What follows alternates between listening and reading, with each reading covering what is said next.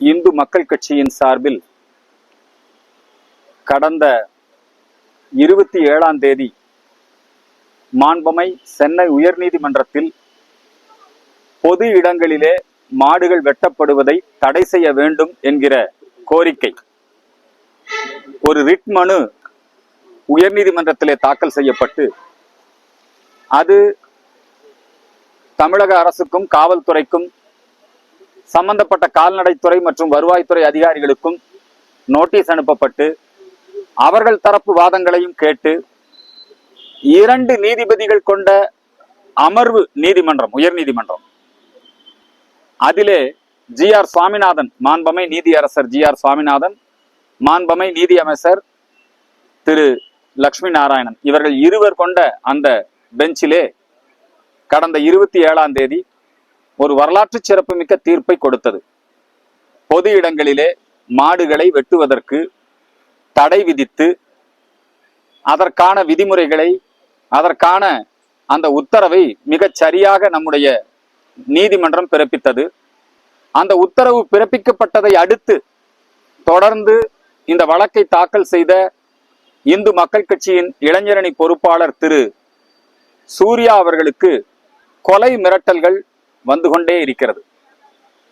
அதே போல நம்முடைய மாண்பமை நீதியரசர் ஜி.ஆர். சுவாமிநாதன் மற்றும் லட்சுமி நாராயணன் அவர்களுக்கும் பகிரங்கமாக கொலை மிரட்டல்.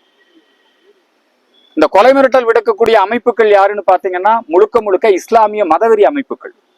ஏற்கனவே கோவை குண்டுவெடிப்பு வழக்கிலே சட்டவிரோதமாக நிதி திரட்டி நீதிமன்றத்தின் தண்டனைக்கு ஆளான ஜவாஹிருல்லா நேரடியாக மிரட்டுகிறார், நீதிமன்றத்தை மிரட்டுகிறார், இந்து மக்கள் கட்சியை மிரட்டுகிறார்.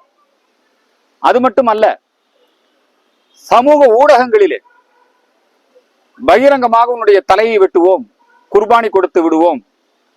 உண்மையில் இந்த வழக்கு என்பது முஸ்லிம்களுக்கு எதிரான வழக்கல்ல, பக்ரீத் பண்டிகைக்கு எதிரான வழக்கல்ல. இந்த வழக்கு பொது இடங்களில் மாடுகளை வெட்டுவதை தடை செய்வது.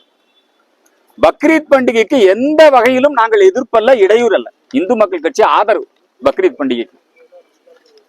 ஆனால் தமிழகத்தினுடைய கால்நடை செல்வங்கள் அன்றாடம் சட்டவிரோதமாக லாரிகளிலே ஏற்றப்பட்டு கேரள மாநிலத்திற்கு கடத்தி செல்லப்படுகிறது.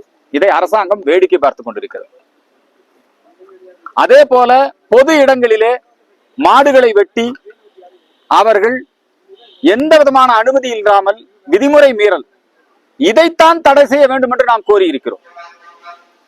அந்த நீதியரசர் தன்னுடைய தீர்ப்பிலே மிக தெளிவாக சொல்லி இருக்கிறார். குரானிலே மாடுகளை காப்பாற்ற வேண்டும், போற்ற வேண்டும் என்று குரானிலே இருக்கிறது.